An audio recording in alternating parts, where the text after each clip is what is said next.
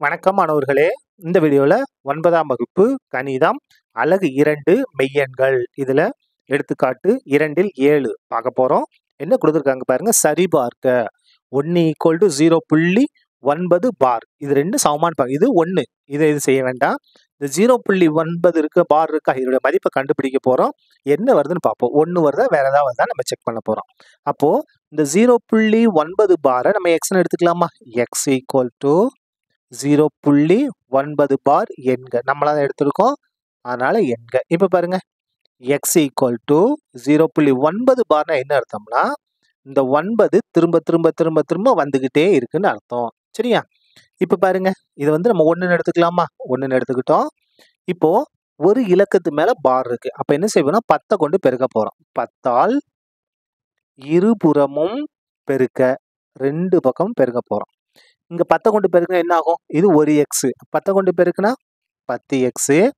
இந்த இடத்துல 10 கொண்டு பெருக்கினா இந்த தசமம் இருக்கு இல்லையா, தசம புள்ளி, ஒரு இலக்கம் வலது பக்கம் நகரும். அப்ப இங்க இருக்கக்கூடிய இது இங்க வந்துடும். அப்போ 9.999 இப்படி போய்கிட்டே இருக்கும். சொன்னது புரிஞ்சா பாருங்க.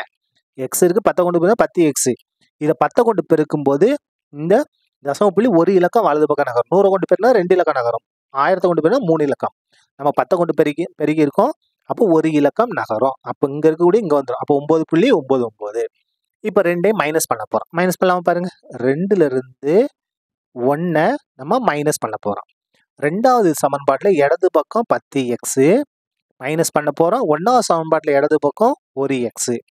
இப்போ வாங்க, இந்த 2வது சமன்பாட்டுல வலது பக்கம் 9.999 எக்ஸெட்ரா மைனஸ் இதுல வலது பக்கம் என்ன இருக்கு பாருங்க, 0.999 எக்ஸெட்ரா. இப்ப பாருங்க, 10xல இருந்து ஒரு x நம்ம மைனஸ் பண்ணிட்டா என்ன வரும்? 9x = இதை கழிக்கிறதுக்கு நம்ம என்ன செய்யணும்? புள்ளிக்கு அடுத்து ஒரு இலக்கம் மட்டும் எடுத்துக்கலாம். இங்க என்ன இருக்கு?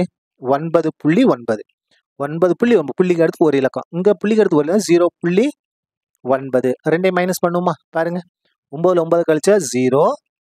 இந்த இடத்துல 9ல 0 கழிச்சா 9. அப்போ 9.0. 9.0னா வெறும் 9ன்னு அர்த்தம். அப்ப பாருங்க, x = 9. இந்த 9 பெருக்கல இருக்கு, இங்க வந்தா வகுத்தலா மாறும். அப்ப x = 1 9 50. அப்ப என்ன வந்துருச்சு? 1 வந்துருச்சு. அப்ப பாருங்க, இந்த இடத்துல 0.9 பார் அதோட மதிப்பு என்னது?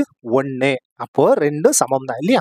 0.9 பாரோட மதிப்பு தான் நம்ம கண்டுபிடிச்சிருக்கோம். என்ன வந்துருச்சு? 1 வந்துருச்சு. therefore என்ன எழுதிக்கலாம்?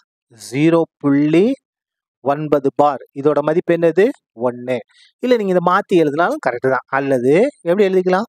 1 = 0.9 பார். ரெண்டுமே கரெக்ட் தான். சரியா? என்பது சரிபார்க்கப்பட்டது. என்பது சரிபார்க்கப்பட்டது. சரியா? சரிபார்க்கப்பட்டது. சரிபார்க்கப்பட்டது. அவ்வளவுதான். இந்த கணக்கு முடிந்தது. நன்றி.